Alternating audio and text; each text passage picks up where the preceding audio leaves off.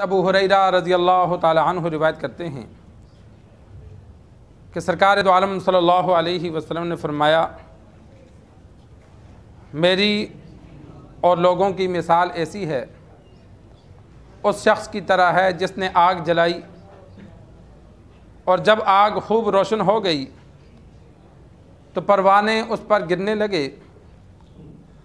वो लगा उनको बचाने पकड़ पकड़ कर, लेकिन वो उस पर गालिब आ गए और उसमें गिरते ही रहे।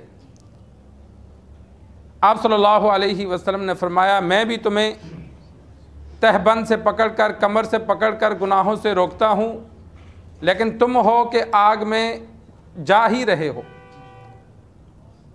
इमाम बुखारी रहमहुल्लाह ने बाब बांधा है, बाबुल इंतिहाई अनिल मआसी, कि गुनाहों से बचना ये वाजिब है, हराम कामों से बचना फ़र्ज़ है।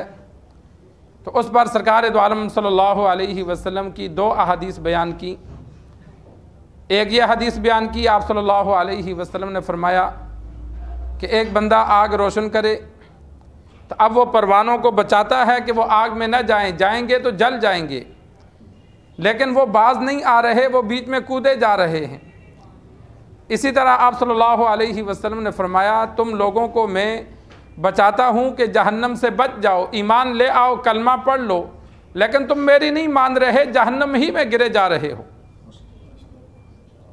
आप सल्लल्लाहु अलैहि वसल्लम का दूसरा फरमान नकल फरमाया। आप सल्लल्लाहु अलैहि वसल्लम ने फरमाया कि एक बंदा दुश्मन को देख ले और वो अपने घर वालों की जानब दौड़े, इलाके वालों की जानब दौड़े कि मैं जाके बताऊं कि लश्कर आ रहा है हमले के लिए, और फिर उसके जहन में बात आए कि मेरे पहुंचने से पहले कहीं लश्कर पहुंच ना जाए, तो वो दूर से चीखना शुरू कर देता है कि लोगों भाग जाओ, दुश्मन आ रहा है। तो जो उसकी बात सुनकर भाग जाएंगे वो तो कामयाब हो गए, बच गए, जो नहीं भागे जाएंगे तो वो सारे मारे गए। तो आप सल्लल्लाहु अलैहि वसल्लम ने फरमाया, मेरी मिसाल भी ऐसी है कि मैं जहन्नम को देखकर तुम लोगों को पहले बता रहा हूं कि जहन्नम से बच जाओ। अब जो मेरी बात मान लेंगे वो बच जाएंगे, जो नहीं मानेंगे वो जहन्नम में जाएंगे। तो सरकार दो आलम सल्लल्लाहु अलैहि वसल्लम ने जो ज़िंदगी गुजारने का तरीका सिखला दिया, कुरान और हदीस में तमाम मामलात का जिक्र है, कोई बात छोड़ी नहीं है। इंसान जब अहादीस का मुताला करे, आप सल्लल्लाहु अलैहि वसल्लम की सीरत का मुताला करे, तो पैदाइश से लेकर मरते दम तक कैसे ज़िंदगी गुजारी जाए दीन इस्लाम में सब मौजूद है। तो अगर हम उसके मुताबिक अपने सारे काम करेंगे तो हम कामयाब होंगे, उससे हट कर करेंगे तो हम गुनाहगार बनते जाएंगे। और अगर ईमान की हालत में दुनिया से गए, यकीन नहीं है कि कौन मोमिन मरेगा। हदीस में यह मौजूद है कि बहुत से लोग दुनिया में मुसलमान होंगे लेकिन आखिरत में वो काफिर उठेंगे। अल्लाह माफ़ फरमाए, खात्मा ईमान पर नहीं होगा। यह सबसे बड़े ख़तरे की बात है कि इंसान रहे तो मुसलमान लेकिन उसका खात्मा ईमान पर ना हो।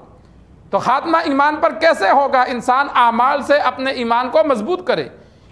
जब नेक अमल करके ईमान मजबूत होगा तो फिर खात्मा ईमान पर होगा। खात्मा ईमान पर ना हुआ तो फिर हमेशा के लिए जहन्नम है। खात्मा ईमान पर हो गया तो फिर अल्लाह की मर्ज़ी है, हमारे गुनाहों पे अल्लाह चाहे तो सज़ा दे, चाहे तो माफ़ कर दे। लेकिन अगर बग़ैर ईमान के चले गए फिर कोई माफ़ी नहीं है, फिर हमेशा के लिए जहन्नम है।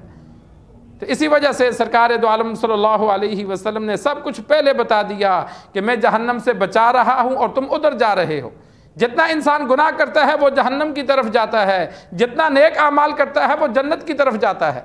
तो इंसान अपना रास्ता देख ले, हम किधर जा रहे हैं? जन्नत की तरफ जा रहे हैं, जहन्नम की तरफ जा रहे हैं? अगर जहन्नम की तरफ जा रहे हैं तो आज मौका है, बाज आ जाएं। जन्नत की तरफ जा रहे हैं तो अल्लाह का शुक्र अदा करें और उसमें मज़ीद इजाफा करें। अल्लाह से दुआ है, अल्लाह हमें दीन सीख कर समझ कर अमल करने की तौफीक अता